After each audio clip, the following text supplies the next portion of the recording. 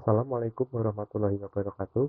Perkenalkan, nama saya Muhammad Armadana Pusataya dengan NIM 23115873 dari 23IF09. Pada kesempatan kali ini saya akan menjelaskan materi tentang sistem basis data. Apa itu basis data? Basis data adalah sebuah kumpulan informasi yang disimpan dalam komputer dan dapat diperiksa, diolah, atau dimanipulasi secara sistematis menggunakan program komputer. Istilah basis mengacu pada gudang atau tempat penyimpanan, sedangkan data merujuk pada fakta-fakta yang dikumpulkan. Kemudian, komponen sistem basis data ada perangkat keras atau hardware, sistem operasi atau software, basis data atau kumpulan data, sistem manajemen basis data atau DBMS, pengguna atau user. Kemudian, fungsi dan tujuan basis data yaitu ketersediaan atau availability, kecepatan atau speed, kelengkapan atau completeness, akurasi atau accuracy, keamanan atau security, efisiensi penyimpanan atau storage efficiency. Kemudian, apa saja query dasar dalam sistem basis data?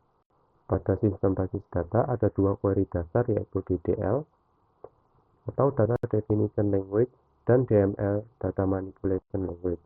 Yang pertama, DDL atau Data Definition Language adalah kumpulan perintah SQL yang dapat digunakan untuk mengelola, mengubah struktur tipe data dari objek pada database seperti index, table, trigger, view, dan lain sebagainya. Yang kedua, DML atau Data Manipulation Language adalah sebuah kumpulan perintah yang berfungsi untuk mengelola database seperti membuat, menambah, menghapus, dan menampilkan tabel atau database. Untuk perintah utamanya adalah seperti update, delete, insert, dan select. Kemudian kita lanjutkan untuk mencoba beberapa query yang telah saya sebutkan tadi. Untuk query yang pertama, saya membuat tabel mahasiswa pada database mahasiswa 1, dan isi untuk tabel mahasiswa ada 3, yaitu NIM dengan panjang kolom yaitu 10, dan saya set untuk menjadi primary key. Kemudian kolom kedua adalah nama dengan panjang kolom yaitu 50. Kemudian ada kolom jurusan dengan panjang kolom yaitu 30. Kemudian kita jalankan. Nah, untuk query create ini sudah masuk ke database mahasiswa dan membuat tabel baru yang isinya adalah NIM, nama, dan jurusan. Nah, untuk query ketiga yaitu adalah insert. Insert ini digunakan untuk menambahkan data baru pada tabel mahasiswa dengan ketentuan, yaitu yang pertama adalah masuk ke kolom NIM, dan yang kedua adalah akan masuk ke kolom nama, dan yang ketiga akan masuk ke jurusan. Dengan value atau data yang dimasukkan adalah untuk yang pertama adalah 1, 2, 3, yang kedua adalah Budi, dan yang ketiga adalah informatika. Begitu juga dengan data yang kedua. Dan kita akan coba masukkan apakah berhasil. Nah, pesan SQL menampilkan bahwa kedua data telah masuk ke tabel mahasiswa. Kemudian untuk query ketiga yaitu select. Select ini digunakan untuk menampilkan tabel yang telah diupdate atau diubah. Untuk percobaan kali ini, saya akan menampilkan isi dari tabel mahasiswa yang telah kita masukkan dua data pada query sebelumnya. Coba kita jalankan. Nah, untuk query select sendiri sudah berhasil dan menampilkan isi dari tabel mahasiswa. Dan untuk query insert tadi juga sudah berhasil untuk menambahkan kedua data pada tabel mahasiswa. Di sini terlihat jelas bahwa pada kolom NIM sudah benar, yaitu berisikan 123 dan 124. Kemudian kolom dengan nama nama itu berisikan Budi dan Siti, dan kolom ketiga dengan nama jurusan berisikan informatika dan sistem informasi. Nah, untuk query yang keempat adalah alter. Alter ini digunakan untuk menambahkan kolom baru pada tabel tertentu. Pada percobaan kali ini, saya akan menambahkan kolom baru pada tabel mahasiswa dengan nama kolom yaitu email, dengan panjang kolom yaitu 50. Coba kita jalankan. Nah, untuk kolom email sudah ditambahkan ke tabel mahasiswa. Kemudian kita akan cek apakah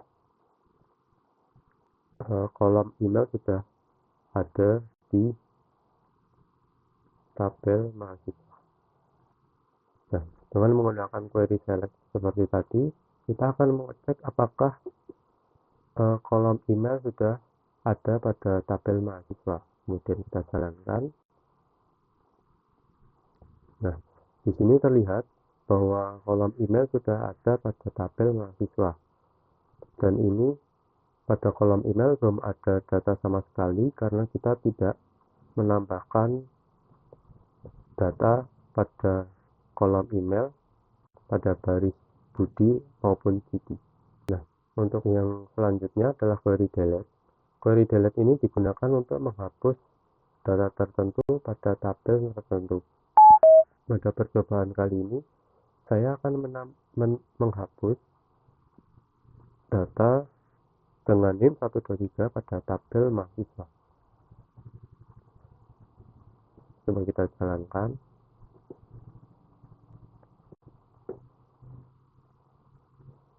Nah, pesan pada SQL menampilkan bahwa ini berhasil, yang nantinya ini akan menghapus satu baris data dengan NIM 123, yaitu nanti akan terhapus baik itu NIM, nama, dan jurusan. Selanjutnya, kita akan mengecek apakah data yang kita hapus sudah benar-benar terhapus pada tabel mahasiswa. Coba kita jalankan. Nah, pada tabel mahasiswa terdapat hanya satu data, yaitu nama Siti. Artinya query delete pada percobaan sebelumnya sudah berhasil untuk menghapus data dengan NIM 123. Nah, kemudian ada query drop. Query drop ini digunakan untuk menghapus seluruh tabel. Pada percobaan kali ini, saya akan menghapus tabel mahasiswa. Kalau kita jalankan. Nah, pesan SQL menampilkan bahwa query drop berhasil dijalankan dan diharapkan bahwa tabel mahasiswa sudah tidak ada pada database mahasiswa 1. Coba kita cek. Nah, masih dengan menggunakan query select, kita akan mengecek apakah tabel mahasiswa berhasil benar-benar dihapus. Coba kita jalankan. Nah, SQL menampilkan pesan error dengan pesan tabel mahasiswa 1 titik mahasiswa doesn't exist, yang artinya tabel mahasiswa berhasil dihapus. Dan jika kita mengecek dengan query select, maka tidak akan ada yang ditampilkan oleh SQL, sehingga query drop berhasil dijalankan dan menghapus tabel mahasiswa. Baiklah, itu saja yang dapat saya sampaikan. Kurang lebihnya mohon maaf. Wassalamualaikum warahmatullahi wabarakatuh.